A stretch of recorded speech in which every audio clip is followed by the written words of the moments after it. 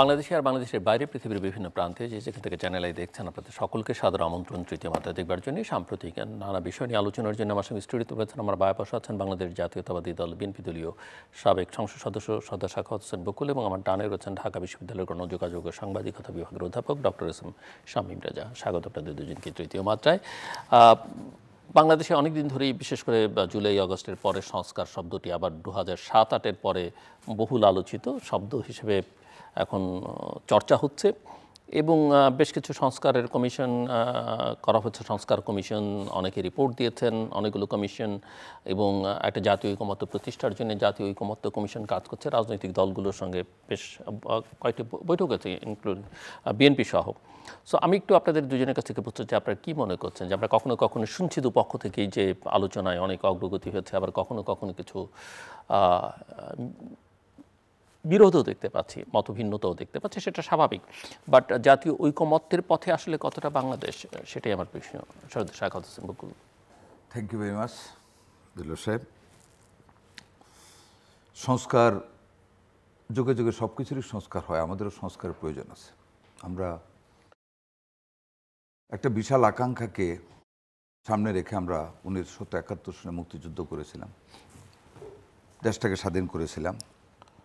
তার পিছনে অনেকগুলি মরাল এথিক্স কাজ করেছিল, যেগুলি আমরা গত 53 বছরে এটাকে রাজনৈতিক ব্যর্থতাই বলেন আর ইনেবিলিটি বলেন, আমরা জাতিকে সেটা উপহার দিতে পারিনি।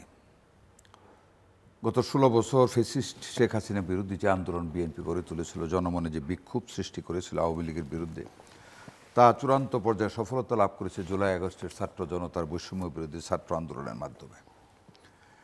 এটা পিছনে অনেকগুলি আকাঙ্ক্ষা আছে, রাষ্ট্রকে সংস্কার করা, রাষ্ট্র মেরামত করা, সংস্কার করা অনেকগুলি দিকে আমাদের দরকার। যেমন এক্সিকিউটিভস বলেন, লেজিসলেচার বলেন, পার্লামেন্টের রুলিং বলেন, power of the prime minister the president বলেন, পার্লামেন্টের নেচার বলেন, পার্লামেন্টের কক্ষ বলেন, পার্লামেন্টের মানে মেম্বারদের রিপ্রেজেন্টেটিভ যারা পাবলিক রিপ্রেজেন্টেটিভ তাদের জুরিসডিকশন কি, এগুলি সব কিছু নিয়ে দেশে একটা বিশাল আকার একটা রিফর্মসের প্রয়োজন আছে। এখন রিফর্মস আপনি is a continuous process in a মানে by a government and in a country. এটা একদিনে বা ওয়ান স্ট্রোকে সকল রিফর্মস আপনি করতে পারবেন না, এটাকে করতে হবে। বাট এখানে যেটা দরকার, আমাদের যেটা রিফর্মসের কথা বলা হচ্ছে, রিফর্মস কমিশনও অনেকগুলি হয়েছে, জাতীয় ঐক্যমত্য হয়েছে। আমি যে জিনিসটা আপনাকে বলতে চাই, আমাদের বিএনপির পক্ষ থেকে একটা 31 দফা রাষ্ট্র মেরামতের কাঠামোর কত 31টা দফা দেওয়া হয়েছে, সেখানে আমাদেরকে ট্রেন করা হচ্ছে, আমাদের ভারপ্রাপ্ত চেয়ারম্যান সেটা করতেছেন, আমরা থানা লেভেলে করতেছি, গ্রাম লেভেলে করতেছি। সেখানে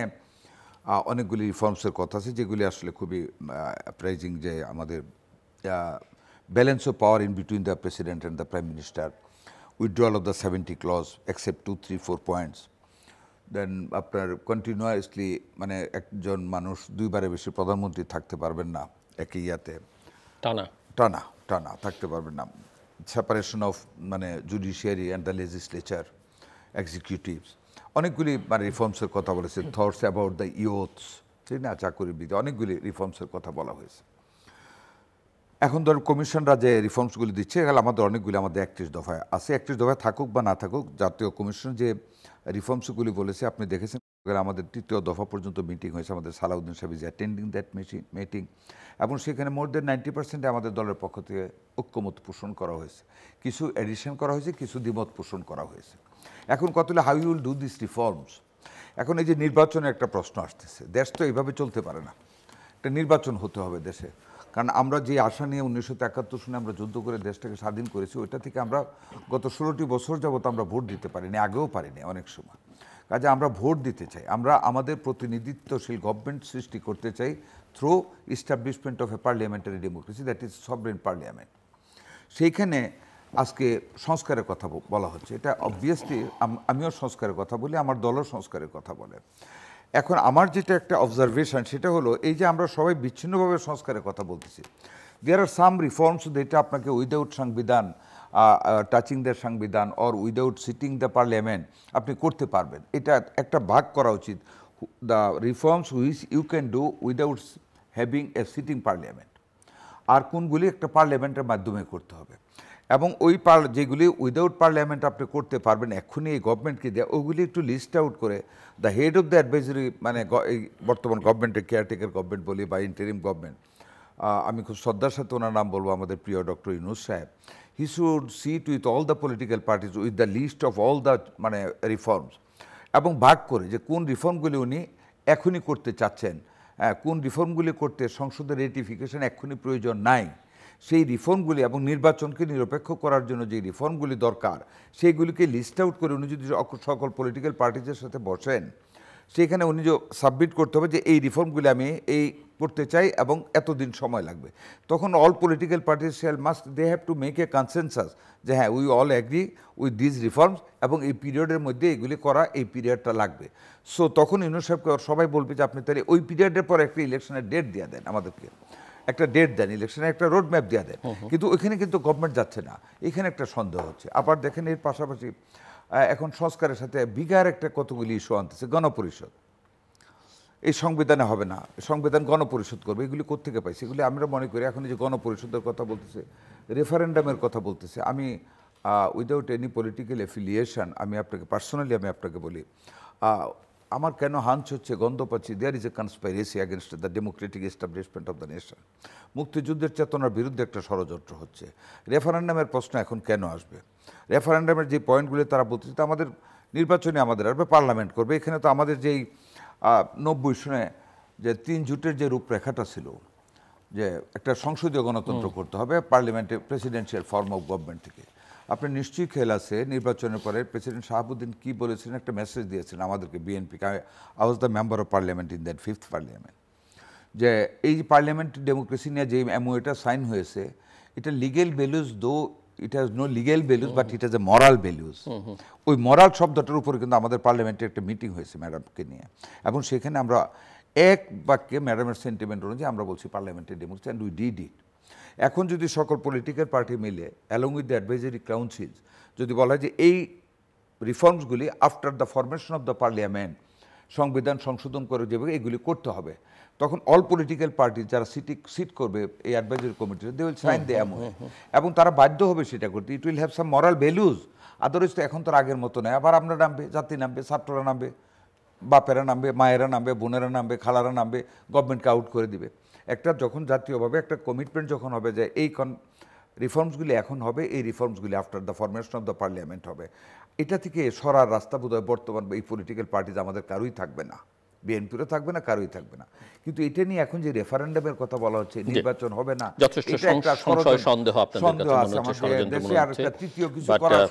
পলিটিশিয়ানের তো পলিটিক্যাল বাজ থাকতেই পারে। আমি একটু প্রফেসর শামীম রেজা একাডেমিক হিসেবে আপনার কাছ থেকে শুনতে চাই, আপনার কাছে কি মনে হচ্ছে এই যে এতগুলো সংস্কার কমিশন, এতগুলো রিপোর্ট, অনেকগুলো কন্ট্রোভার্সিয়াল, তারপরে জাতীয় ঐকমত্য কমিশন, আবার প্রসেস মেথোডোলজি নিয়ে অনেকের মধ্যে নানা রকমের সমস্যা, আপনি কি দেখছেন যে আসলে কি জাতীয় ঐকমত্য প্রতিষ্ঠার কোনো প্রয়াস এখানে লক্ষণীয় বা কোনো আশা আছে? আমরা এখন যে আলাপ আলোচনা চলছে বা ঐকমত্য কমিশন সবাইকে নিয়ে বসছেন, তার ভিত্তিতে একটা হয়তো সনদ তৈরি হবে, সকলে হয়তো স্বাক্ষরও করবেন, কিন্তু এইটাকেই আমি পুরোপুরি ঐকমত্য মনে করি না। এটা আমরা হয়তো দাপ্তরিকভাবে বলবো, কারণ আমরা একটা প্রক্রিয়ার দিকে যেতে চাইছি এবং আমাদের একটা নির্বাচনের দিকে যেতে হবে। কারণ এখন যে অবস্থায় এসে আমরা দাঁড়িয়েছি, এর সব কিছুকে যদি আমাদের একটা শৃঙ্খলার মধ্যে আনতে হয় এবং ভবিষ্যতের একটা দিক নির্দেশনা তৈরি করতে হয়, আমরা তো বৈশ্বিক পরিস্থিতি বিবেচনায় নিলেও কিন্তু আমরা একটা অন্য মাত্রা এবং অন্য জগতে ঢুকতে যাচ্ছি। এবং সেই বিবেচনায় আপনি একটা দেশে যদি 4-5 বছর ধরে শুধু নিরীক্ষাই করতে থাকেন, তাহলে আপনি বৈশ্বিক ব্যবস্থার সঙ্গে কখন যুক্ত হবেন? আপনার আঞ্চলিক রাজনীতি পরিবর্তিত হচ্ছে, বৈশ্বিক রাজনীতি পরিবর্তিত হচ্ছে, মার্কিন যুক্তরাষ্ট্রের সাম্প্রতিক পদক্ষেপগুলো আমরা দেখছি, চীনের ভূমিকা, অন্যান্য বড় শক্তির ভূমিকা। এখন আপনি যদি ঘরের ভেতরে কেবলমাত্র দীর্ঘ সময় নিয়ে নিজেদেরকে পুনর্বিন্যাস করতে থাকেন, তাহলে তো আপনি অঞ্চলের সঙ্গেই যুক্ত না। এখন আপনি সুনির্দিষ্টভাবে ঠিক করতে পারছেন না যে আগামী 10 বছরে চীন এবং ভারতের মধ্যে আপনি কিভাবে ভারসাম্য রক্ষা করবেন। এটা তো 2 বছরের বিষয় না, এটা হয়তো আগামী 1 দশক বা 2 দশকের বৃহৎ পরিকল্পনা। আপনি আরও অন্যান্য যেসব শক্তিগুলো আছে তার সঙ্গে আপনার ক্ষমতার ভারসাম্য কেমন হবে, বিনিময় কেমন হবে, এটা হয়তো মনে হতে পারে যে একটা বৃহৎ প্রেক্ষাপটে আবার কেন আমাদের প্রসঙ্গটা টেনে নিয়ে যাচ্ছি। সুতরাং এগুলো অনেকগুলো কারণে আমার আসলে একটা তারিখ নির্ধারণ করতে হচ্ছে নির্বাচন। আমি বলছি না যে এটা খুব ভালো কাজ, আমরা সময় পেলে হয়তো আরও অনেক কিছু করতে পারতাম। এই সরকার অনেকগুলো সংস্কার করছেন, এটা কিন্তু অস্বীকার আমি করব না।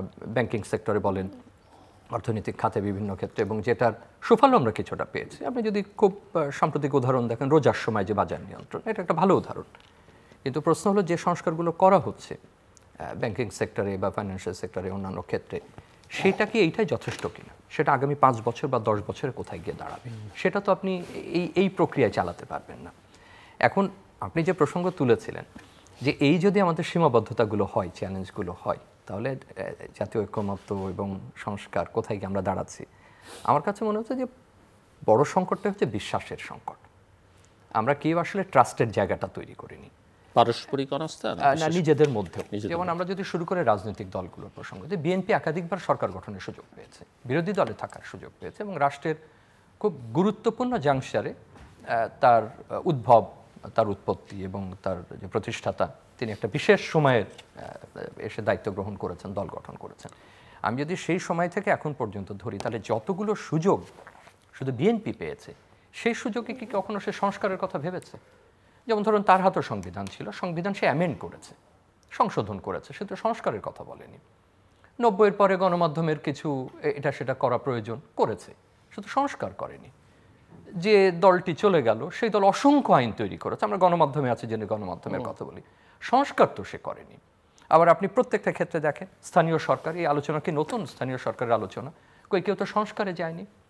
আবার একসময় আমরা একটু বিকেন্দ্রীকরণ করেছিলাম, উপজেলা ইত্যাদি, সেটা আমরা, আপনার মনে আছে, 90-এর পরে কোনো সিদ্ধান্তে আসতে পারছি না যে ওটা রাখবো কি রাখবো না, মানে এরশাদ সরকারের ওটা রাখবো নাকি নতুন কোনো কিছু করবো। অর্থাৎ আমরা কখনো সংস্কারে যাইনি, রাখবো কি রাখবো না, কিছু সংশোধন করব, কিছু পরিবর্তন করব। এইভাবে আপনি নির্বাচনী ব্যবস্থা বা নির্বাচন কমিশন নিয়ে আলোচনা করতে পারেন, প্রত্যেকটা প্রতিষ্ঠান নিয়ে আলোচনা করতে পারেন। এখন পিসমিল বেসিসে যে প্রত্যেকে করেননি বা আরেকটু বৃহৎ আকারে করেনি, এটা আমি মনে করি যে সঠিক অবশ্যই পর্যবেক্ষণ হবে না।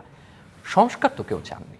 সংস্কারটা কার সঙ্গে? সংস্কার তো রাজনৈতিক দলের সঙ্গে, রাজনৈতিক দলের আলাপ হতে হবে, রাজনৈতিক দলগুলোর সঙ্গে জনগণের আলাপ হতে হবে। বৃহৎ যে দল, এখন তো আর আমরা আওয়ামী লীগকে সামনে পাচ্ছি না, এখন যদি বিএনপিকে সামনে পাচ্ছি দেখে আমরা তাদেরকে প্রশ্ন করছি যে তার দলের গঠন কেমন।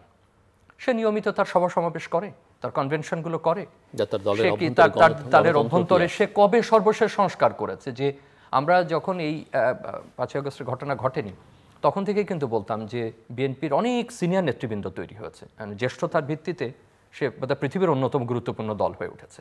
কিন্তু তার তরুণ নেতৃত্ব কোথায়? আর তরুণ মানে বলছি না যে একেবারে তাকে 20-25 বছরের তরুণ নেতৃত্ব আনতে হবে, বড় দল স্বাভাবিক, তার তরুণরা একটু অবশ্যই বয়সে বড় হবেন, সেই সুযোগ তৈরি করেছে কিনা। গ্রাম এবং শহরের মধ্যে নেতৃত্বের ভারসাম্য সে তৈরি করতে পেরেছে কিনা। পার্টির একটা ক্যাডার সিস্টেম সে তৈরি করতে পেরেছে কিনা, যে গত সরকারের মতো যার ইচ্ছা সে ছাত্র সংগঠনের নাম লেখাবে। আমরা এক পর্যায়ে দেখলাম যে দেশে যত না তরুণ, তার চেয়ে বেশি একটা দলের হয়তো তার তরুণদের সদস্য সংখ্যা। তো তার মানে দল নিজেই দলের সংস্কার করেনি। একই কথা আপনি বাম দলগুলোর ক্ষেত্রে বলতে পারেন, অন্য দলকে বলতে পারেন। এখন খেয়াল করুন, আপনি যে সংস্কারটা করছেন, সেই সংস্কারে যে আলাপ হচ্ছে, সেই আলাপটা হচ্ছে কিন্তু অরাজনৈতিক বিশেষজ্ঞদের সঙ্গে রাজনৈতিক পক্ষের। এটা কিন্তু আমি কোনো নিন্দামন্দ অর্থে বলছি না। যারা এর আয়োজক তারা অত্যন্ত বিশেষায়িত ব্যক্তি, অত্যন্ত গুরুত্বপূর্ণ ব্যক্তি। আমি সবাই তাদেরকে চিনি, আমরা দীর্ঘদিন তাদের সঙ্গে কাজ করেছি, আমাদের ওঠা বসা আছে, রাজনৈতিক দলেরও আছে, কেউ কেউ তরুণ জীবনের রাজনীতির সঙ্গে তারা যুক্ত ছিলেন। কিন্তু তাদের এখন পরিচিতি কিন্তু আপনি নাগরিক সমাজের লোক বলতে পারেন, আপনি অরাজনৈতিক ব্যক্তি বলতে পারেন, আপনি অনেক পরিচয় তাদের অভিহিত করতে পারেন, কিন্তু তারা কিন্তু রাজনীতির লোক না। মানে আমরা যেটাকে একেবারে সক্রিয় রাজনীতি বলি, তার মানে সক্রিয় রাজনীতির সঙ্গে সক্রিয় রাজনীতির কোনো আলাপ হচ্ছে না। আপনাকে নিষেধ করতে হচ্ছে যে তোমার সংস্কার প্রয়োজন এবং তুমি সেটা করবে। একই ঘটনা কিন্তু 11 রাজনৈতিক পক্ষগুলোর মধ্যে কোথায় হচ্ছে সেটা আপনি বলেন। যে এর বাইরে এসে বিএনপি একটা পুরনো বড় দল, তার সঙ্গে কি বামরা এসে বলছে, বা তার সঙ্গে কি অন্যরা এসে বলছে, বা ঠিক আছে বিএনপি যাত্রাভিমান থাকতে পারে, বা আমি ছোট দলের সঙ্গে নাক বাড়িয়ে বসবো, আমি উদাহরণ হিসেবে বলছি। কিন্তু দেখেন 11-র সময় একই কথা, আপনার মনে আছে একটা শব্দ খুব চলতো যে এটাকে রেল লাইনে তুলতে হবে। আর রেল লাইনে কে তুলবে? রাজনীতিকে কে আর কেউ রেল লাইনে তুলতে পারে? এটাকে সম্ভব কোনো অবস্থাতে? আপনি বলেন পৃথিবীর কোনো দেশে উদাহরণ দিতে পারবেন যে রাজনৈতিক শক্তিকে অন্য কোনো শক্তি এসে রাইট ট্র্যাকে নিয়ে আসছে বা রাজনীতিতে নিয়ে আসছে? এর দুটো থাকে, হয় এটা ভয়াবহ সংঘর্ষের দিকে যায়, না হলে অনিবার্য এমন একটা অবস্থা এসে দাঁড়ায় যে ভাই আমাদের আর বসা ছাড়া আর কোনো উপায় নেই। বাংলাদেশে তো সব কন্ডিশন হয়েও দেখি সেই কন্ডিশনে আমরা কেউ যাই না।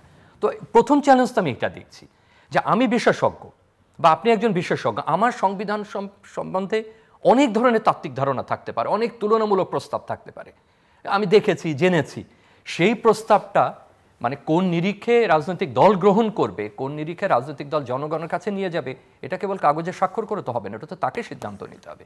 সেই সিদ্ধান্তের ঘাটতি আছে, সেটা যেহেতু পূর্বে নেওয়া হয়নি এবং এখন গুড ইন্টেনশন নিয়ে তারা করছেন।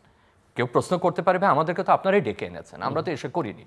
তো একই রকম 90-এর পরে কি একেবারে চেষ্টা করা হয়নি? আপনি মনে করে দেখুন, উনি 90-এর পরে প্রসঙ্গ বলেন, একটা রূপরেখার কথা এখন কেউ শুনতেই চায় না। টাস্ক ফোর্স করা হয়েছিল, এটা কেউ শুনতেই চায় না। প্রফেসর রেহমান সোহানের নেতৃত্বে। শিক্ষার্থীরা একটা করেছিলেন, রাজনৈতিক দলের মোর্চার একটা করেছিলেন, সেটা গণমাধ্যমে প্রকাশিত হয়েছিল 2 পৃষ্ঠাব্যাপী, তখন ব্রডশিটের সংবাদপত্র ছাপা হতো। ওইটার যদি ব্যাপ্তি ধরেন তাহলে বড় একটা বই হয়ে যায়, এবং সেটা প্রায় অলিখিতভাবে একটা সোশ্যাল কন্ট্রাক্টের মতো, যে এইটা আমরা আপনাদের কাছে দিলাম। কই সেই আলোচনা কে করেছেন? কেউই তো করেননি। বিএনপি কয়েকটা বাস্তবায়ন করেছিলেন, আওয়ামী লীগ সরকার ক্ষমতায় সেই গণমাধ্যম, আপনার মনে আছে রেডিও টিভি স্বায়ত্ত শাসনের মতো দিয়ে একটা করেছিলেন। হ্যাঁ, একটা এগ্রিমেন্টে তারা গিয়েছিলেন যে পার্লামেন্টারি ডেমোক্রেসি আমরা একমত হব। আবার দেখুন তত্ত্বাবধায়কের ব্যাপারে তারা একমত হতে পারেনি, এবং সেটা আমাদের হাত থেকে চলে গেছে একটা নির্দিষ্ট সময় পর্যন্ত, যে এটা আমরা একটা এক্সপেরিমেন্ট করে দেখতাম কত অবস্থার মধ্যে দাঁড়ায়। তো আপনি যদি প্রশ্ন করেন, আমি তো প্রথমেই সে ঘাটতি দেখছি। কাগজে একটা কিছু আসবে, স্বাক্ষর হবে, আমি সে ব্যাপারে আশাবাদী। এবং যারা এই প্রাণান্তকর চেষ্টা করছেন, মানে যাদেরকে দায়িত্ব দিয়েছে, মানে আমার প্রায় মুখের কাছাকাছি এসে যাচ্ছে যে তাদের সঙ্গে আপনারা আমার প্রত্যেকের যে পরিচয়, যে তারা দীর্ঘদিন এটা নিয়ে কাজ করছেন, বলছেন, ক্যাম্পেইন করছেন, সজ্জন মানুষ প্রত্যেকে, কিন্তু তারা কতটা দলকে নাড়াবেন তো সম্ভব না।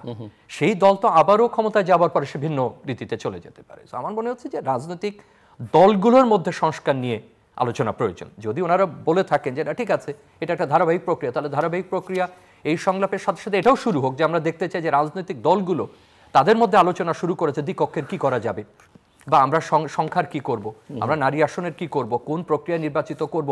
এটা তো শুধু বিএনপির একার সিদ্ধান্তের ব্যাপার না। বিএনপি বড় দল সে সিদ্ধান্ত নিল যে পরপর একজন 2 মেয়াদে থাকবেন, এটা ব্রেক দিয়ে আবার থাকবেন, কিন্তু এটাকে তো সাস্টেনেবল করতে হবে। তো সাস্টেনেবল করতে গেলে তো অন্যদের সঙ্গে আলাপ করতে হবে। আমার মনে হচ্ছে এটা একটা প্রধান ঘাটতি, এবং এই উপাদান আমি 11 কুশলবদের কথা বলছি না, সেটা হয়তো they are not the right stakeholder এই কাজটা করার জন্য। এখন যারা আছেন তারা আমাদের মনোনীত, আমরা তাদেরকে পাঠিয়েছি, তাদের ব্যাপারে আমাদের কোনো প্রশ্ন নেই, কিন্তু এই প্রক্রিয়া তো ছিল, এটা 90-এর পরেও ছিল।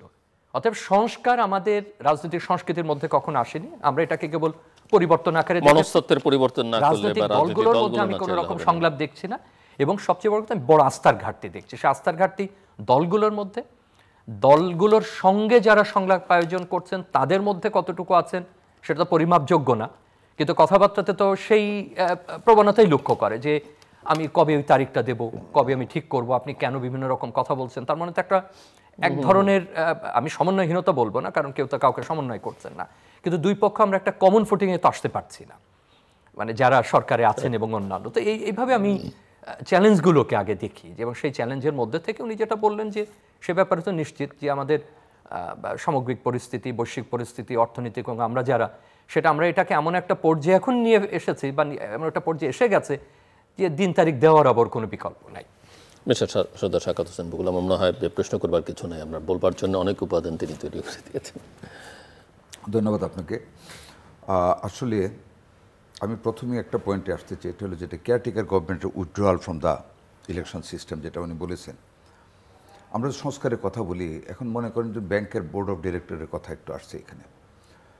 আপনার বোধহয় মনে আছে, আমরা যখন 91-এর গভর্নমেন্টের পরে যখন সাইফুর রহমান সাহেব আমাদের অর্থমন্ত্রী 2001-এ যখন দেখলেন যে পলিটিক্যাল লোকজন যদি দল থেকে যদি এমপিদের ডিরেক্টর করা হয়, এটা 91 গভর্নমেন্টের এন্ড 3rd ইয়ার থেকে শুরু হয়েছে, তাহলে ব্যাঙ্কগুলিতে কারাপশন রেট বেড়ে যায়।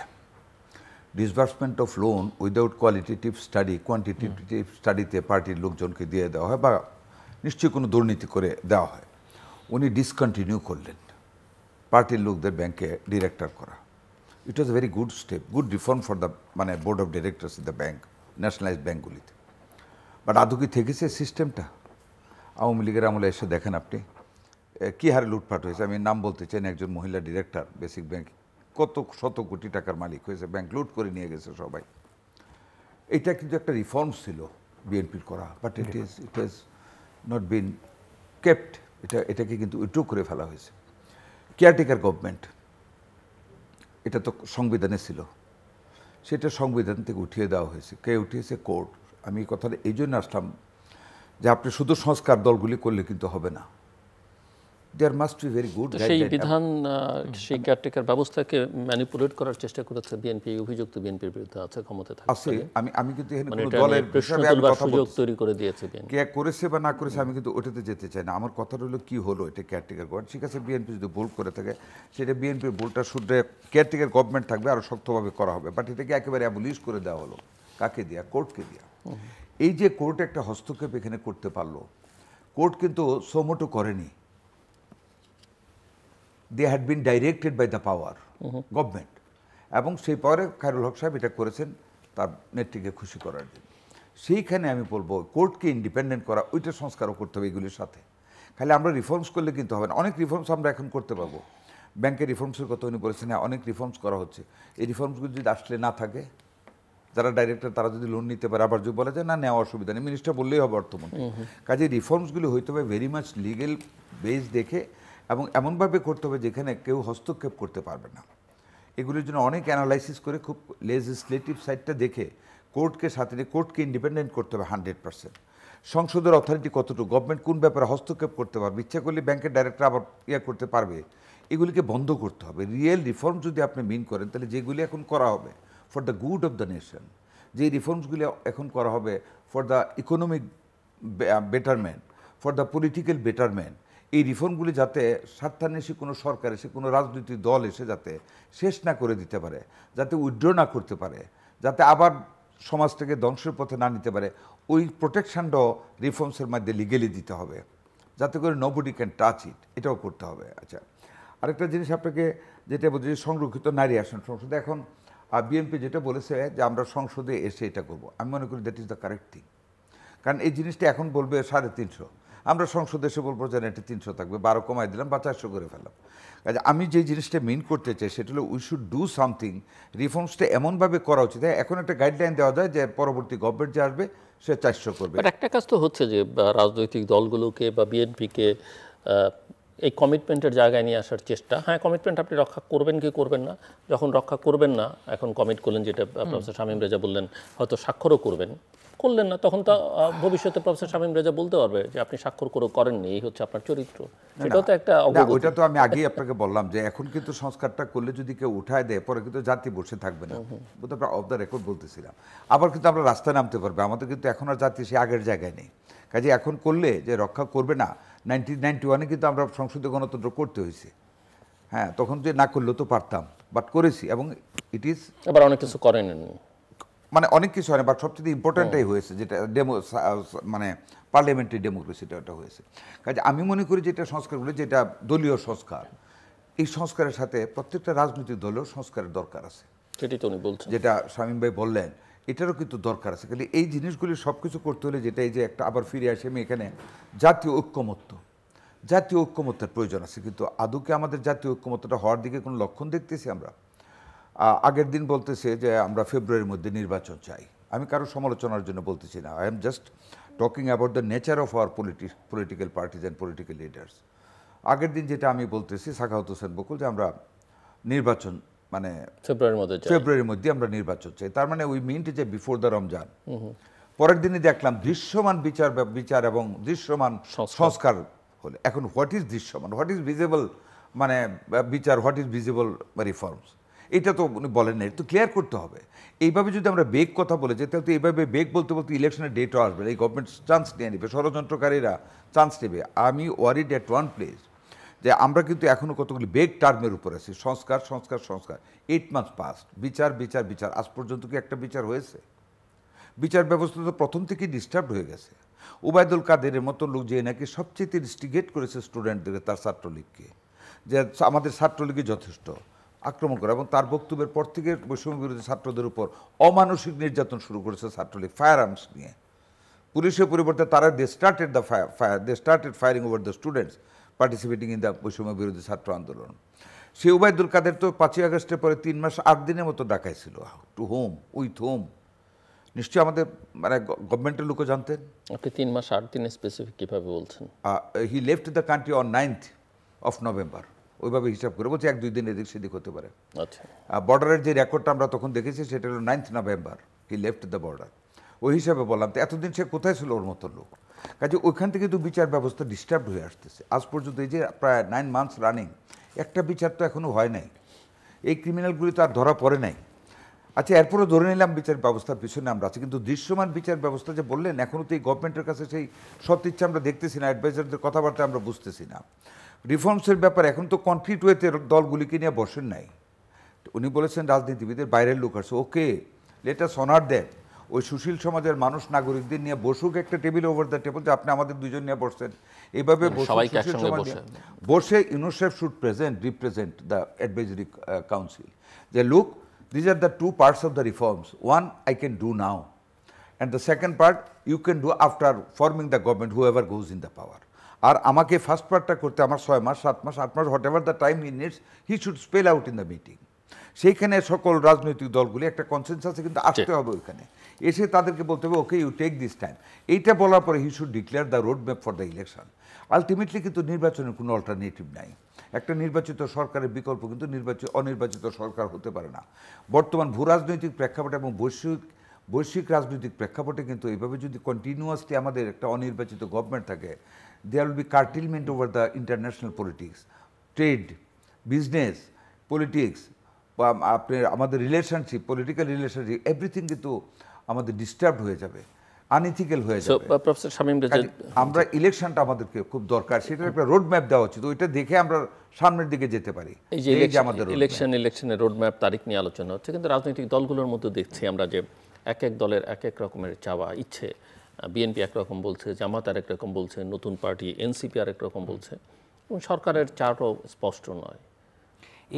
এই জায়গাটা কিন্তু খুব মানে কৌতূহল উদ্দীপক, এবং আমাদের গভীরভাবে একটু বিশ্লেষণ করবার প্রয়োজন আছে। যে আমরা একটা সংস্কার প্রস্তাব দাঁড় করিয়েছি, বিভিন্ন কমিশনগুলো জনগণের সঙ্গে আলাপ করেছে, বিভিন্ন পক্ষের সঙ্গে আলাপ করে তার একটা প্রস্তাব আমরা ধরে নিলাম যে এটাই জনগণের মত, যদি এখানে আলোচনা আছে যে কতখানি জনগণ এখানে মত দিতে পেরেছে, ঠিক আছে, তারপরে একটা মত প্রতিফলিত হয়েছে, এবং তার ভিত্তিতে রাজনৈতিক দলগুলোর সঙ্গে আলোচনা হচ্ছে যে দেখুন জনগণ এটা বলেছে, এখন আপনারা কি করতে চান, বিশেষজ্ঞরা এটা বলেছেন। কিন্তু এখানে একটা বিষয় কিন্তু সাথে সাথে খেয়াল করতে হবে যে এই যে দলের দিক থেকে যে কথাগুলো আসছে বিভিন্ন, সেইটাকে আপনি কিভাবে নেবেন? সেটা কি দলের এজেন্ডা হিসাবে নেবেন, নাকি এই মুহূর্তে আমাকে কি করতে হবে যে বাংলাদেশের সংস্কার সেই প্যাকেজ হিসাবে নেবেন? আমি কথাটা স্পষ্ট করতে পারছি কিনা জানি না। ধরুন এনসিপি একটা দল, সে তার গঠনতন্ত্রে বলতেই পারে যে আমি যদি কখনো ক্ষমতায় যাই, আমি বাংলাদেশের এই রিপাবলিক ঘোষণা করব, আমি এই কক্ষ করব, যেভাবে অপর আমরা সারা পৃথিবীতে তাই দেখেছি। পাশের দেশ বিজেপি ক্ষমতা আসবার আগে দীর্ঘদিন পর্যন্ত তার এজেন্ডা ফ্রড করে গেছে, যে আমি যদি কোনোদিন কংগ্রেসকে সরিয়ে আসতে পারি আমি কিন্তু কাজ করব। আপনি দেখবেন লেবার এবং কনজারভেটিভরা ব্রিটেনে একই কাজ করে, সে ক্ষমতায় প্রয়োজন আসতে পারে না, কিন্তু সে তার এজেন্ডা ছাড়ে না, যে এটাই আমার ইশতেহার। জেরেমি করবেন সে কি করবে একদম প্রকাশ্য বলার পরে পারেননি, জনগণ তাকে গ্রহণ, সবখানেই তাই। কিন্তু এখানে ধরুন এনসিপি যখন বলছে, তখন এজেন্ডাকে এনসিপি রাজনৈতিক দল হিসাবে তার গঠনতন্ত্র থেকে গেলে কি করবে এইটা বলছে, নাকি সে বাধ্য করতে চাইছে যে এটা আপনি করবেন, তারপরে আমি ক্ষমতায় গেলে আমার এটা সুবিধা। বিএনপি যখন বলছে, তখন বিএনপির এজেন্ডাটাকে আমি ধরবো যে এইটা বিএনপির এজেন্ডা, বিএনপি এটা করবে। হ্যাঁ, সংস্কারের একটা এজেন্ডা তো আসছে, সেখান থেকে আমি কিছু নেব। আমি যদি 31 দফা ধরি, আমি অন্য একটা অনুষ্ঠানে বলেছি যে 31 দফা তো স্ট্যাটিক কোনো কিছু না, এটা ভালো উদ্যোগ, কিন্তু বিএনপির জন্য ভালো হবে এটার হালনাগাদ করা, যে ঠিক আছে তখন তো আর সংস্কারের কথা ছিল না, তখন তো আর এই অভ্যুত্থান ঘটেনি, যেহেতু অভ্যুত্থান ঘটে গেছে, একটা জন আকাঙ্ক্ষা তৈরি হয়েছে, তাহলে 31 দফার মধ্যে আমি এই সংযোজন বিয়োজন করবো, এগুলো নেব। কিন্তু আমাকে পার্থক্য করতে হবে যে বিএনপির অ্যাজ এ পলিটিক্যাল পার্টি, যে এর আগে দেশ পরিচালনা করেছে, সরকারে ছিল, বিরোধী দলে ছিল, বিভিন্ন ক্যাপাসিটিতে, কোনো কিছুতে ছিল না, তাও সে বৃহৎ দল। যখন সে কোনো কিছুতে না, তখন সে গুরুত্বপূর্ণ রাজনৈতিক দল। তাহলে এইটাকে আমি বিএনপির দলীয় এজেন্ডা, সে ক্ষমতায় গেলে কি করবো ওইটা নেব, নাকি এই সংস্কারের সাথে সাযুজ্যপূর্ণ ধরবো? একই কথা অন্য জামাতের ক্ষেত্রে একই কথা প্রযোজ্য। এই জায়গাটা কিন্তু একটা গোলমেলে হয়ে উঠছে, এবং যে কারণে আমরা কিন্তু কোনো সিদ্ধান্তে আসতে পারছি না, এবং আমরা স্পষ্ট করে বলতে পারছি না যে কোনটুকু সংস্কার যেটা সবার জন্য প্রযোজ্য, বাংলাদেশ রাষ্ট্রের জন্য প্রয়োজন, বাংলাদেশ রাষ্ট্র অর্থনীতির জন্য প্রয়োজন, রাজনৈতিক অগ্রগতির জন্য প্রয়োজন, পররাষ্ট্রনীতির জন্য, কৌশলগত প্রত্যেকটা ক্ষেত্রে আমাদের প্রয়োজন, সেইটা নিয়ে কথা বলছি, নাকি তোমার দলীয় এজেন্ডা? এবং একই সঙ্গে ওই দিক থেকে যদি আমি চিন্তা করি, এটা কি কখনো পুরোপুরি সম্ভব যে আপনি সংস্কার মেপে দিয়ে স্বাক্ষর করে একটা দলকে নির্ধারণ করে দেবেন যে তার দলীয় এজেন্ডা কি হবে? সেটা আপনি পারেন কিনা, বা সেটা বাস্তবসম্মত কিনা? আমরা এখানে সবাই স্বাক্ষর করলাম, প্রত্যেকে স্বাক্ষর করলো, কিন্তু সেটা তো তার পূর্ণাঙ্গ দলীয় এজেন্ডা নাও হতে পারে। একটা থিওক্রেটিক দল, তার যে এজেন্ডা, তার সঙ্গে তো বিএনপির এজেন্ডা মিলবে না, বিএনপির এজেন্ডার সঙ্গে তো এনসিপির এজেন্ডা মিলবে অ্যাজ এ পলিটিক্যাল পার্টি, তার সঙ্গে তো বাম সংগঠনগুলোর এজেন্ডা মিলবার কথা না। তো তাই যদি হয়, তাহলে আমি কোনটুকু আসলে কালেকটিভলি সংস্কার বাংলাদেশের জন্য, যেটার ব্যাপারে নন নেগোশিয়েবল, আর কোনটুকু দলের, সেই পার্থক্য কিন্তু আমরা করতে পারছি না। এবং আমি মনে করি সেটাও জটিলতা তৈরির কিন্তু একটা বড় কারণ। এবং কোনো কোনো ক্ষেত্রে যে বক্তব্যগুলো আসছে, যে বক্তব্যগুলো বাস্তবায়ন যোগ্য না তা আমি বলছি না, কিন্তু সেটা বাস্তবায়ন করতে গেলে এত দীর্ঘ আলোচনা এবং দীর্ঘ সময়, যেমন ধরুন নেদারল্যান্ডসে তাদের সংবিধানে দেখা গেছে কোনো কোনো ক্ষেত্রে এরকম এজেন্ডা বাস্তবায়নে কয়েক দশক লেগে গেছে। যুক্তরাজ্যে দীর্ঘদিন ধরে উচ্চকক্ষ ছিল, সেই উচ্চকক্ষ কি ফরম্যাটে রাখবে, কিভাবে রাখবে, সেটা নিয়ে আলোচনাই হচ্ছে গত অন্তত 1-1.5 দশক ধরে, যে কিভাবে এটা রাখা যাবে। ভারতের পার্লামেন্ট রিফর্ম নিয়েও কিন্তু আলোচনা আছে, যে সেটা কিভাবে হবে বা না হবে। এই আলোচনাগুলো শুরু হওয়ার পরে এটা বাস্তবায়িত 1, 2, 3, 4 দশক পর্যন্ত আমরা দেখেছি। সুতরাং একটা রিপাবলিকের ধারণা, সংবিধান থাকা অবস্থায় একটা 54-55 বছরের ম্যাচিউরড স্টেটে এটাকে রিপ্লেসমেন্ট করার পদ্ধতিটা কি হবে, সেটা কিন্তু একটা কালেকটিভ অ্যাকশনে গেলেও বা কালেকটিভ এগ্রিমেন্টে গেলেও রাজনৈতিক এজেন্ডার সাথে যদি সাযুজ্যপূর্ণ না হয়, তাহলে কিন্তু ভবিষ্যতে সেটা যাবে না। অথবা আমার কথার সারাংশটা এইটাই, যে কোনটুকু কালেকটিভ এজেন্ডাতে যাচ্ছি আর কোনটুকু আমার দলীয় এজেন্ডা। দলীয় এজেন্ডা থাকলে দল থাকবে কি করে, তার এজেন্ডা যদি না থাকে, এটাই স্বাভাবিক কিনা। আমি দলে গেলে, আমি ক্ষমতায় গেলে এই কাজ করব, এটা তো বলার অধিকার আমার আছে। তো তাহলে কি প্রত্যেক দলের একই এজেন্ডা হবে? যদি ভাইকেও প্রশ্ন করি, যে তাহলে কি আমরা স্বাক্ষর করার পরে এনসিপি, বিএনপি, জামাত প্রত্যেকের তাহলে ইশতেহারে একই কথা লেখা থাকবে যে আমি তো স্বাক্ষর করে আসছি? এটা তো সম্ভব না। তো তাই যদি না হয়, তাহলে আমি মনে করি যে দুটোই জারি থাকবে, দুটোই জারি থাকবে। আমরা যে মৌল সংস্কারের প্রশ্ন, এবং সংস্কারের আলোচনা বলে আসলে রুটিন কাজ আবার থামিয়ে রাখা না না, যাবে রুটিন না, কাজ থামিয়ে নির্বাচন রাখা যাবে না। থামিয়ে যেমন ধরুন এখন যে সংস্কারগুলো টাস্ক ফোর্স দিয়েছে, যে সুপারিশ, সেগুলো সরকার করছেন না কেন পুরোপুরি? দুদিন পর পরে কেন টাস্ক ফোর্সের যারা ছিলেন তারা দাবি করছেন যে সরকার কেন আরম্ভ করে, কেন শতভাগ সেটা বাস্তবায়ন হচ্ছে না? টাস্ক ফোর্স তো দিয়ে দিয়েছে। এটার জন্য রাজনৈতিক দলগুলো কোনো আপত্তি তুলছে না, জনগণও কোনো আপত্তি তুলছে না, কেউ আপত্তি তুলছে না। আবার যেগুলো আমরা মনে করছি যে ইতিমধ্যে প্রায় সংস্কারে আমরা একমত হব, তার অনেকগুলো তো শুরু করে দেওয়া যায়, এক্সিকিউটিভ অর্ডারে তো আমরা শুরু করে দিতে পারি।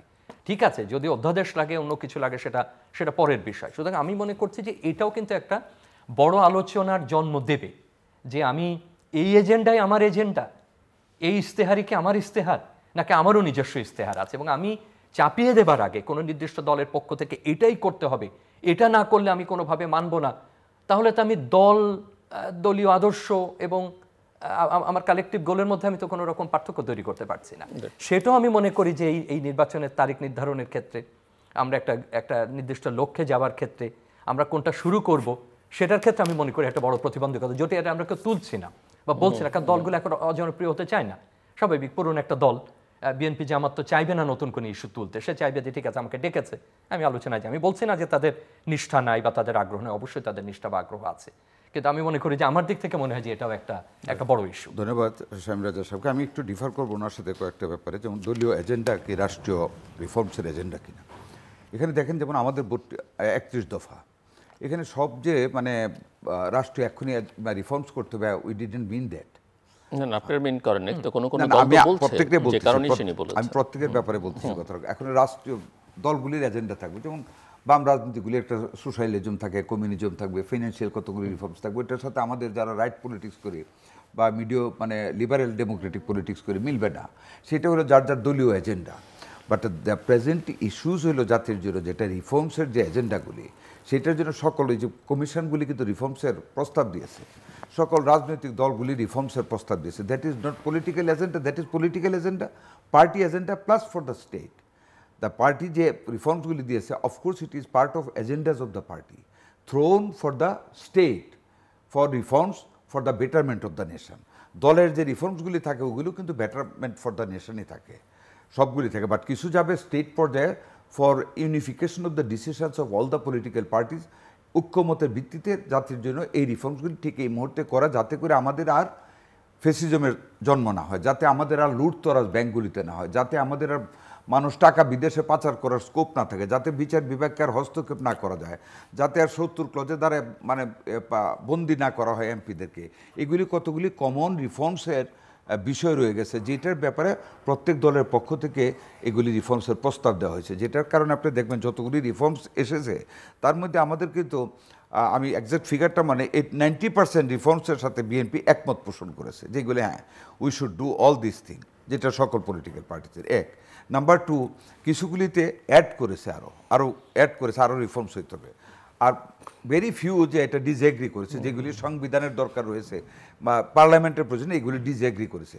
বাট এখানে এজেন্ডা, পার্টির এজেন্ডা যে রাষ্ট্রীয় এজেন্ডা হিসেবে গৃহীত হবে না, নট লাইক দ্যাট। আমি এটা যদি আমি এটা পারস্পরিক, এটা পারস্পরিক, এবং দুইটাই, যেটা পার্টি থেকে এজেন্ডা যাবে, বিএনপি থেকে গেছে দ্বিকক্ষ বিশিষ্ট, কখন হবে? বাট পার্লামেন্ট হওয়ার পরে হবে, হ্যাঁ, সংখ্যা কত হবে পরে করতে হবে, এগুলি কিন্তু জাতীয়ভাবে অ্যাকসেপ্টেড হচ্ছে। তারপর balance of power in between the prime minister and the president accept হচ্ছে সকল দলের মধ্যে। এটা কিন্তু party agenda, it is party agenda as well, it is the agenda for the state, for the betterment of the administration of the state.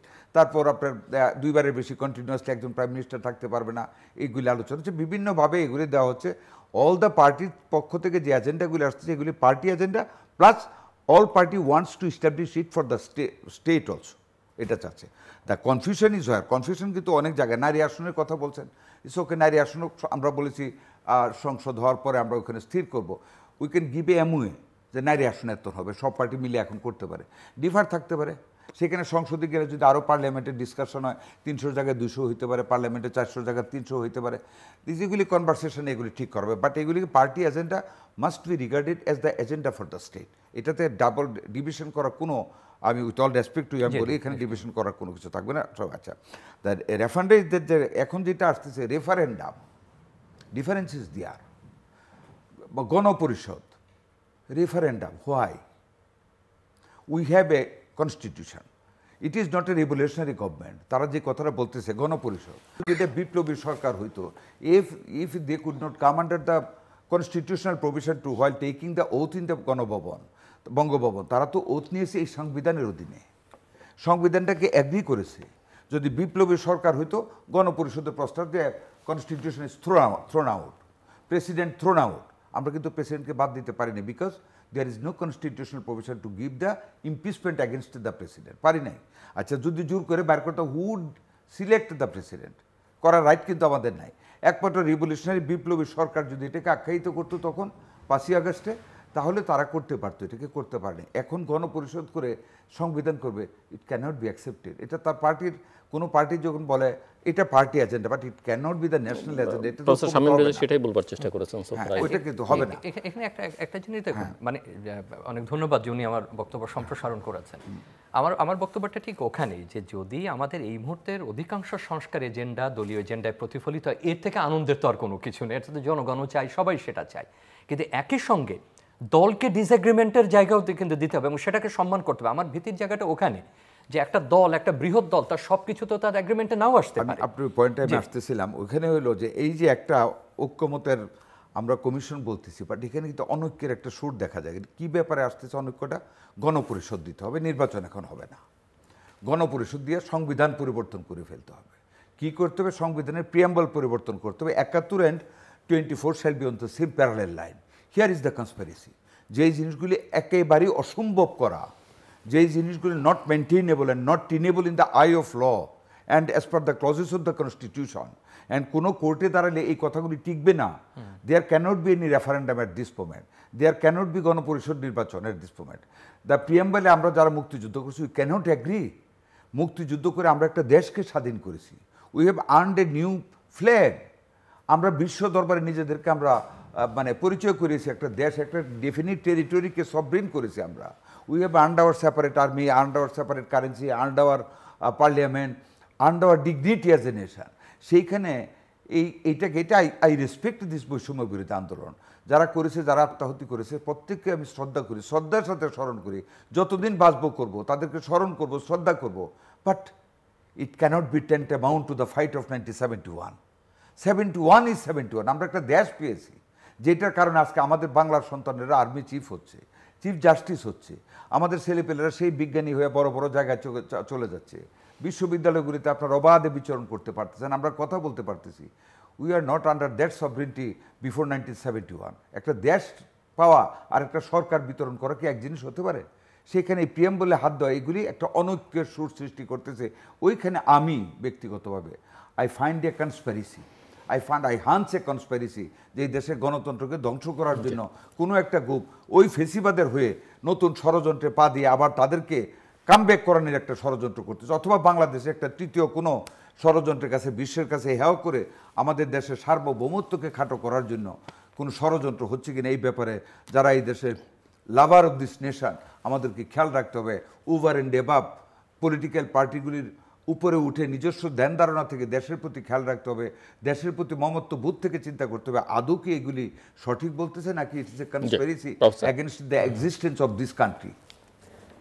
না দেখুন, মানে এই জায়গাটাই কিন্তু আমাকে কিছুটা হলে উদ্বিগ্ন করছে। সেটা হলো যে আমরা সব বিষয়ে সম্মত হব না, এবং সব বিষয়ে সম্মত না হওয়াটাকে আমরা ডিসএগ্রিমেন্ট হিসেবে ব্র্যান্ডিং করব কিনা, ঝুঁকিটা সেখানে। অধিকাংশ ক্ষেত্রে আমরা একমত হচ্ছি, কিন্তু সংবিধান তো হঠাৎ করে একমত হওয়ার বিষয় না। যেমন ধরুন কিছু আপনার মনে হলো স্থানীয় সরকার নিয়ে যে প্রতিবেদন দিয়েছে তার সবকিছুর সঙ্গে কি বিএনপির একমত হওয়া সম্ভব?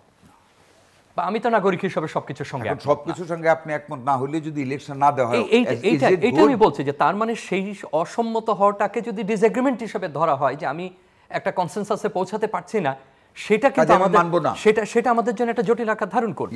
আমি সেই পার্থক্যটা করতে চাইছি যে আমরা তো সামগ্রিকভাবে একটা জায়গায় পৌঁছাতে চাচ্ছি, এবং উনি যে শব্দ দুটো বললেন, দেখেন এটা একটা বিমূর্ত ভাবও আছে যে আমার ফ্যাসিজম ঠেকাতে হবে কিংবা আমরা স্বৈরতন্ত্র ঠেকাতে হবে। এইটা কি শুধুমাত্র আইন করে ঠেকানো যায়? পৃথিবীর কেউ ঠেকাতে পেরেছে? বা ঠিক আছে, সংবিধান, আমরা বলছি যে সংবিধান এক ধরনের নির্বাচিত স্বৈরতন্ত্র তৈরি করে, তার কিছু কাঠামোগত পরিবর্তন করলে আপনি আপাতত ঠেকাতে পারবেন বা একটা লম্বা সময় পর্যন্ত ঠেকিয়ে রাখতে পারবেন। কিন্তু তারপরে আপনি যদি এই মুহূর্তে দক্ষিণপন্থীদের উত্থান দেখেন একটা লিবারেল ডেমোক্রেসিতে, আপনি জার্মানিকে কিভাবে ব্যাখ্যা করবেন, অস্ট্রিয়াকে কিভাবে ব্যাখ্যা করবেন, নেদারল্যান্ডসকে কিভাবে ব্যাখ্যা করবেন, ইটালিকে কিভাবে ব্যাখ্যা করবেন? কই সেখানে সংবিধানের কাঠামোই সমস্যা ছিল, বা অন্য কোনো আইন কানুনের সমস্যা ছিল, নাকি গণতান্ত্রিক চর্চায় কোনো সমস্যা ছিল? সমস্যা অন্য কোথাও নিশ্চয়ই দেখা দিচ্ছে, যার কারণে তাদের যে গণতান্ত্রিক কাঠামো, সেই গণতান্ত্রিক কাঠামোই দক্ষিণপন্থীদের উত্থান হবার কথা না, কিন্তু ঘটছে। আমি বলতে চাইছি যে কাঠামো দিয়ে, কাঠামো সংস্কার জরুরি, একটা সময় পর্যন্ত সবসময় কাঠামো দিয়ে আপনি স্বৈরতন্ত্র কিংবা কাঠামো দিয়ে আপনি অন্য কোনো ধরনের সংবিধানের কারণে হয়েছে সেটা বলা আপনি ঠেকাতে পারবেন না। আমি একটু করে, স্বৈরাচার কিন্তু শুধু ইচ্ছা করলে হওয়া যায় না, স্বৈরাচারের হাত অনেকগুলি থাকে। যেমন স্বৈরাচার যখন হইতে, একটা স্বৈরাচার যখন একেবারে এক্সক্লুসিভলি যখন ডিক্টেটর হয়ে যায়, ফেসিজম স্টার্ট করে, তার হাতে পুলিশকে নিয়ে নেয়, সিভিল প্রশাসন নিয়ে নেয়, ডিফেন্স নিয়ে নেয়, পুলিশ প্রশাসন নিয়ে নেয়, জুডিশিয়ারি নিয়ে নেয়। আমাদের যে ফেসিজম আপনি যদি বিচার করেন দেখবেন সবগুলো উইপনকে সে নিয়ে নিয়েছে। জুডিশিয়ারিকে যদি হস্তক্ষেপ না করতো তাহলে কিন্তু সে নির্বাচনগুলি আগের রাত্রে ভোট করে, কিন্তু যদি নির্বাচন কমিশনকে সে হাত না করতে পারতো, if they are the independent body, judiciary যদি ইন্ডিপেন্ডেন্ট হতো, যেই সংস্কারগুলি এখন করতে হবে, তাহলে কিন্তু এই ফেসিজমের সৃষ্টিটা এইভাবে হতে পারতো না।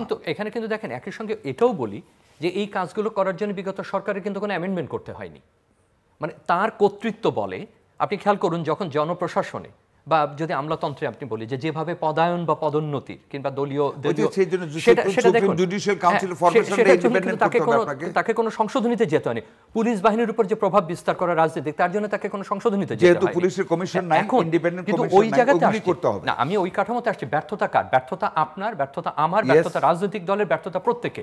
আমরা গণমাধ্যমে তাদের সমালোচনা করতে পারিনি, আমরা নাগরিক হিসেবে সমালোচনা করতে পারিনি, পেশাজীবী হিসেবে সমালোচনা করতে পারিনি, আর একটার অপর রাজনৈতিক দলগুলো তাকে ওইভাবে চেপে ধরতে পারেনি। সুতরাং আমি বলছি যে সবসময় একেবারে বড় কাঠামোগত পরিবর্তন আনলেই যে পারবো, এবং আমি কোন রকম উদ্যোগ নিচ্ছি না, দায়িত্ব প্রত্যেকে। শামীম ভাই, আমরা 53 বছর সেই সংস্কারগুলি করতে পারি না, পুলিশকে স্বাধীন করতে পারি নাই, জুডিশিয়ারিকে স্বাধীন করতে পারি নাই, নির্বাচন কমিশনকে স্বাধীন করতে পারি নাই, দুদককে স্বাধীন করতে পারি নাই। দ্যাটস ওয়াই স্বৈরাচার কিন্তু সহজে মাথা চাড়া দিতে পেরেছে। আপনার কথা যদি দিই, তারপরে আমি একটা জায়গায় মানে আমার পর্যবেক্ষণটা এরকম বলবো যে আমরা যে ঐক্যমতের যে সংলাপ এখন চলছে, সেখানে আমরা যতটুকু শুনছি বা আভাস পাচ্ছি, সেটা আপনারা ভেতরে আরো ভালো বলতে পারবেন, যে সংবিধান ছাড়া বাকি সব ক্ষেত্রে আমরা প্রায় কাছাকাছি পৌঁছে গেছি। ভালো, আমি ধরে নিচ্ছি যে সব দলগুলোর আগামী ইস্তেহারে, এজেন্ডাতে তার একটা অসাধারণ প্রতিফলন করবে, আমরা খুবই খুবই খুশি হব। কিন্তু আমি ডিসএগ্রিমেন্টও দেখতে চাই, এবং এই ডিসএগ্রিমেন্টকে আমি বলবো যে আমি একমত হচ্ছি না, সেটা অজুহাত হিসেবে আমি দেখবার পক্ষে না। কারণ এইটাই গুরুত্বপূর্ণ, যে কাজ জামাতের পক্ষে করা সম্ভব সে কাজ বিএনপির পক্ষে করা সম্ভব না, বা যেটা বিএনপি করতে পারবে না সেটা হয়তো আবার জামাত করতে পারবে, অন্যরা করতে পারবে না।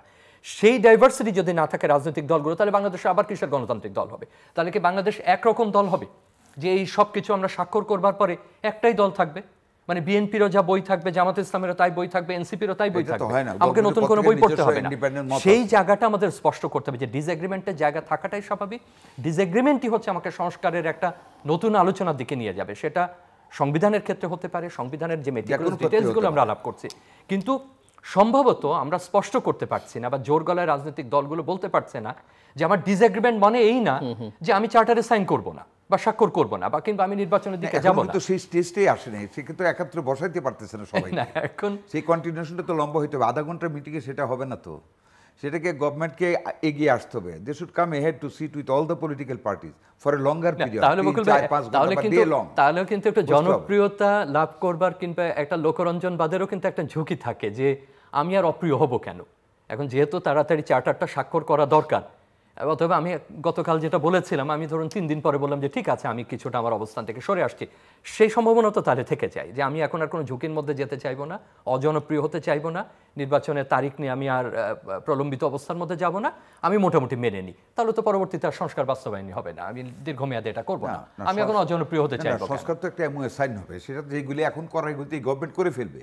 যেটা এখন করা সম্ভব না পার্লামেন্টের মাধ্যমে করতে হবে, সেটা there must be an MOA sign by all the political parties, counter sign by this government. কিন্তু উনি আরেকটা বিষয়ের কথা বলছেন যে আমি মন থেকে চাইছি না, কিন্তু পরিস্থিতি সামাল দেওয়ার জন্য আমি আর জটিলতা বাড়াতে চাই। যেভাবেই হোক যে স্বাক্ষর once it is signed by, আমরা 3 জন এক ব্যাপারে একমত হলাম না, এখন অনিচ্ছা সত্ত্বেও যদি আমি সাইন করি, I have to give consent to that, I have signed it, I have agreed it. এটা থেকে ডিবেট করার কোনো উপায় তো আর তখন আপনার থাকবে না। এখনকার কিন্তু আগের সাথে যদি তুলনা দেন 90-র সাথে, এটা হবে না। কারণ এখন আমাদের সমাজ কিন্তু এগিয়ে গেছে, আমাদের মেয়েরা রাস্তায় আসে, সন্তানের সাথে বাপ আসে, মা আসে, খালা আসে। কাজে এখন কোনো গভর্নমেন্ট কোনো পলিটিক্যাল পার্টি ওই রেস নিতে পারবে না। আমরা একটু শেষের দিকে ক্লোজিং রিমার্কস 3-4 মিনিটের মধ্যে। একটা যেটা বকুল ভাই বলেন, আমি এই বক্তব্যের সাথে খুবই একমত যে আমরা এই যে গণঅভ্যুত্থান বা জনঅভ্যুত্থান আমরা যে প্রত্যক্ষ করলাম যে অভিজ্ঞতার মধ্যে, সেটার সাথে আসলে অন্য কোনো অভ্যুত্থানের তুলনা হয় না। এটা এত বেশি আমাদের উপর দিয়ে গেছে এবং আমাদের থেকে এত বেশি নিয়ে গেছে যে এটা অন্তত আমি বিশ্বাস করতে চাই যে আমরা ঠিক আগের মতো 90-এর মতো বা অন্য সময়ের মতো যে ভাই বলেছিলাম কিন্তু এখন আর করতে পারছি না, ওই অবস্থায় সম্ভবত আমরা যাব না। কিন্তু দেখুন, আমাদের রাজনৈতিক দলগুলো সংস্কার থেকে সরে আসলে চলবে না এবং তাকে একটা সোশ্যাল কন্ট্রাক্টে যেতে হবে, অফকোর্স। এবং সেই সোশ্যাল কন্ট্রাক্টে যদি না যায়, আপনি একটু গাণিতিকভাবে হিসাব করে দেখবেন, আমরা প্রায় 10 বছর বা 12 বছর পর পর একটা জন আন্দোলনের সূচনা করি। আপনি যদি 72 সাল থেকে ধরেন, ঠিক 10 বছর 12 বছরের মাথায় আমরা একটা জন আন্দোলনে যাই বা গণ আন্দোলনে যাই। এইভাবে কি একটা রাষ্ট্র তার উন্নয়নের জন্য সাস্টেনেবল হতে পারে কিনা? এবং এই জটিল পৃথিবীতে, যেখানে ব্যবসা বাণিজ্য থেকে অগ্রগতি থেকে শুরু করে প্রতিটা মুহূর্তে পা ফেলবার আগে আমাকে বহুবার ভেবে পা ফেলতে হচ্ছে। আমাদের পাশের দেশ একটা মানে যুদ্ধ অবস্থায় আছে, মায়ানমারের কথা যদি বলি, তার বিরাট একটা জনগোষ্ঠীকে আমাদের এখানে রাখতে হচ্ছে। আমাদের পাশে একটা বিরাট প্রতিবেশী, তার আভ্যন্তরীণ ইস্যুস যেমন আছে, তার একই রকমভাবে একটা পরাশক্তি হয়ে ওঠারও আকাঙ্ক্ষা তার মধ্যে প্রকট। আমরা চীনের সঙ্গে আমাদের সম্পর্ক রাখতে হচ্ছে, আমাদের যে বাণিজ্যের প্রধান জায়গাগুলো, ইউরোপের বাজার, মার্কিন যুক্তরাষ্ট্রের বাজার, সেগুলো বিভিন্ন চ্যালেঞ্জের মুখে পড়ছে। তার মধ্যে যদি আমরা পুরো 10 বছর 15 বছর পর পর প্রতিবার একটা করে আন্দোলন করি, এবং এটাকে সম্ভব যে আমাদের শত শত আমাদের সন্তানরা মারা যাবেন, আমাদের রক্ত দিতে হবে, প্রতিবার নতুন করে বাংলাদেশকে শুরু করতে হবে, তাহলে তো আপনি কোনো অবস্থায় দাঁড়াতে পারবেন না। তো আমি মনে করি যে কথাটা উনিও বললেন যে সংলাপ শুরু হচ্ছে তার সাফল্য তো আমরা প্রত্যেকেই প্রত্যাশা করি, কিন্তু এই সংলাপের ভিত্তিতে একটা কাগজে স্বাক্ষর করা মানেই এটা একমাত্র সংস্কার নয়। সেই সংস্কার দলগুলোকে প্রস্তাব করতে হবে, দলের মধ্য থেকে আসতে হবে, এবং ডিসএগ্রিমেন্টকে মেনে নিতে হবে, এবং মেজর ডিসএগ্রিমেন্ট থাকাটাই গণতন্ত্রের মধ্যে স্বাভাবিক। তার মানে এই না তিনি তার ডিসএগ্রিমেন্ট অনুযায়ী সংস্কার করবেন, অন্যরা অন্যটা করবেন না, এবং এই পার্থক্যীকরণটা খুবই জরুরি। এবং এই অজুহাতে অন্য নির্বাচন এখন করতে পারবো না বা অন্য কাজগুলো করা যাবে না, সেটা আমার মনে আত্মঘাতী হবে। এবং নির্বাচনের ব্যাপারেও আমরা যত কথাই বলি, সেটা রাজনৈতিক দলগুলোর দিক থেকেই আসলে বেশি চাপ সৃষ্টি করতে হবে। সবসময় রাজনৈতিক দলগুলো যখন একটু বিপদে পড়ে তখনই জনগণের উপরে বেশি আস্থা রাখে, আর যখন তার বিপদ কেটে যায় তখন জনগণের উপরে তার খুব বেশি আস্থা থাকে না। তো আমি ওই অনুরোধটাই করব যে সেই আস্থার সংকটের কথা বলেছিলাম, ঘুরে ফিরে তো সে আস্থারই সংকট, ট্রাস্টের জায়গাটা, সেটার জন্য রাজনৈতিক দলগুলোর সঙ্গে জনগণের একটা সম্পর্ক স্থাপিত হয়, জনগণের সঙ্গে এই সরকার যারা আছেন তাদের একটা যোগাযোগ স্থাপিত হয়। আমাদের এই মুহূর্তে সরকার এবং কমিশনে অনেক গুরুত্বপূর্ণ ব্যক্তি আছেন যারা আমাদের সবচেয়ে বড় সোশ্যাল ক্যাম্পেইনার, নির্বাচনী ব্যবস্থার ক্ষেত্রে, পরিবেশের ক্ষেত্রে, স্থানীয় নির্বাচনের স্থানীয় সরকারের ক্ষেত্রে তাদেরকে কিন্তু আমরা দায়িত্ব দিয়ে রেখেছি। আমি জানি না যে তারা এই দায়িত্বের বাইরে এসে কবে আবার তারা পাবলিক ক্যাম্পেইনে গিয়ে বলবেন যে এরকম প্রার্থী চাই, এরকম ইস্তেহার চাই, আপনি নির্বাচনী আচরণবিধি মানছেন না, আপনি পরিবেশ মানছেন না। তো আমি মনে করি যে প্রত্যেকের জায়গা থেকে ভূমিকা রাখবেন এবং নির্বাচনের সংশয়ও কেটে যাবে। they have got every right to say like that, ঠিক না? অ্যামেন্ডমেন্ট করা, বারবার এডিশন ডিডাকশন করা রাইট সকল সিটিজেনের আছে। ওনারা যখন করেন আস্থার সংকট যেটা বলেছেন, আমি মনে করি যে কথাটা আপনি বলেছেন যে ডিসএগ্রিমেন্টের কথাটা, ওই স্টেজটাই কিন্তু আমরা এখনো আসিনি। বিকজ এখানে গভর্নমেন্টের একটা লেফসেস আছে, যেটা বলতে চাচ্ছি কয়েকবারই, সেটা হলো সকল রাজনৈতিক দলই কিন্তু তার সংস্কার প্রস্তাব দিয়েছে। ওভার এন্ড এভাব যে কমিশনগুলি করেছে সংস্কারে, স্থানীয় সরকার, আমি সময় নষ্ট করতে চাই না, জুডিশিয়ারি, নির্বাচন কমিশন, দুদক, বিভিন্ন সেক্টরে, পুলিশের জন্য সব কিছুর ব্যাপারে যে সংস্কারগুলি কিন্তু সাবমিট করা হয়েছে প্রপোজালগুলি। সেই প্রপোজালগুলিকে নিয়ে সকল রাজনৈতিক দলের সাথে বসতে হবে। তখন কিন্তু আপনার অ্যাগ্রিমেন্ট অ্যান্ড ডিসএগ্রিমেন্টের প্রশ্ন আসবে। যেমন আমাদের বিএনপির পক্ষ থেকে আমরা অ্যাগ্রিমেন্টগুলি দিয়ে দেওয়া হয়েছে, ডিসএগ্রিমেন্টে বলা হয়েছে, নাকচগুলিও বলা হয়েছে। এইভাবে কিন্তু সকল রাজনৈতিক দল বলেছে। এখন কথা হলো যেইগুলি ডিসএগ্রিমেন্ট হচ্ছে, সেই ডিসএগ্রিমেন্টগুলিকে অ্যাকসেপ্ট করে যারা ডিসএগ্রি করেছে সামনের দিকে এগোবে কিনা, ওই রেজাল্টটাই কিন্তু এখন আমরা আসিনি। ওই প্যারালেল লাইনটায় হরাইজন্টালি আমাদের আসতে হলে সেখানে গভর্নমেন্টকে কিন্তু বসতে হবে। রিফর্মের প্রপোজাল যারা দিয়েছেন ওই গ্রুপগুলির সাথে বসতে হবে। বসলে কোথায় কোথায় কনসেন্ট হচ্ছে, অ্যাগ্রিমেন্ট হচ্ছে, they should find it out. Disagreement কোথায় হচ্ছে ওইটা নিয়ে তখন যারা ডিসএগ্রিমেন্ট করবে তাদের মতবাদটা, তাদের সিদ্ধান্তটা তখন কিন্তু বোঝা যাবে। এখন কিন্তু আমরা ব্লেমও করতে পারতেছি না, বুঝতে পারতেছি না। এখন দুইটা প্রস্তাব নিয়ে আসতেছে, কেউ কেউ বলতেছে একটা হলো রেফারেন্ডাম, আরেকটা হলো গণপরিষদ। তাতে আবার নির্বাচনের সময় আবার প্রলম্বিত হবে কিনা, ওইখানে আমি আসতেছি। এই জন্য আমি বারবার বলতেছি যে প্রেসিডেন্ট আমাদের অত্যন্ত প্রিয়, শ্রদ্ধাভাজন। আমরা কিন্তু ইউনূস সাহেবকে ব্যর্থ করতে চাই না। আমরা কিন্তু ওনার সফলতা চাই। He is an asset of the country. ওনার আরেকটা সেকেন্ড ইউনূস কিন্তু আমাদের নাই। আমরা ওনাকে সার্থক দেখতে চাই এবং আমরা কিন্তু we are helping and will continue hour hands of cooperation with his work. আমরা সেটা চাচ্ছি। বাট ওনাকে সাজেশন দিচ্ছি, উনি যেন দেশের গণতন্ত্র বিরোধী বা দেশের বিরুদ্ধে ষড়যন্ত্র, ফেসিজমের কোনো ষড়যন্ত্রের ফাঁদে যেন পা দিয়ে, নির্বাচনকে প্রলম্বিত করার কোনো ফাঁদে যেন উনি পা দিয়ে নিজেকে যেন ব্যর্থ না করেন। এই অ্যাগ্রিমেন্ট ডিসএগ্রিমেন্টের প্রশ্নটা ওভার দ্য টেবল বসে সকল রাজনৈতিক দলের কাছে উনি প্রেজেন্ট করুক, this are the proposal for reforms. এর মধ্যে আমি উইথ মাই অ্যাডভাইজার্স আমরা সিট করে দেখেছি সকল কমিশনের সাথে যে এইগুলি আমি এখন করতে পারি, আর এইগুলি করতে সংসদ লাগবে, সংবিধান সংস্কার করতে হবে। আপনারা কি বলে? তখন তো অ্যাগ্রিমেন্ট ডিসএগ্রিমেন্ট তখন বের হয়ে যাবে। মনে করেন আমরা তিনটা পলিটিক্যাল পার্টি, আপনি আপনার সিদ্ধান্ত দেবেন, এক একজন আমরা সিদ্ধান্ত দিব। ওইখান থেকে কনক্লুড করতে হবে what are the agreement, what are the disagreement. যারা ডিসএগ্রি যেটাতে করবে তাদের ডিসএগ্রিমেন্টকে অনার করতে হবে। আর যারা দিবে পয়েন্টটা যেটা আমি ডিসএগ্রি করব, ওইখানে তারা কতটুকু বলবে যে ওইটা আমারটা ঠিক আছে, ডিসএগ্রি করেছে, I will not mind for that, but এই যেগুলি আমরা অ্যাগ্রি করেছি এগুলি তোমরা রিফর্ম করো।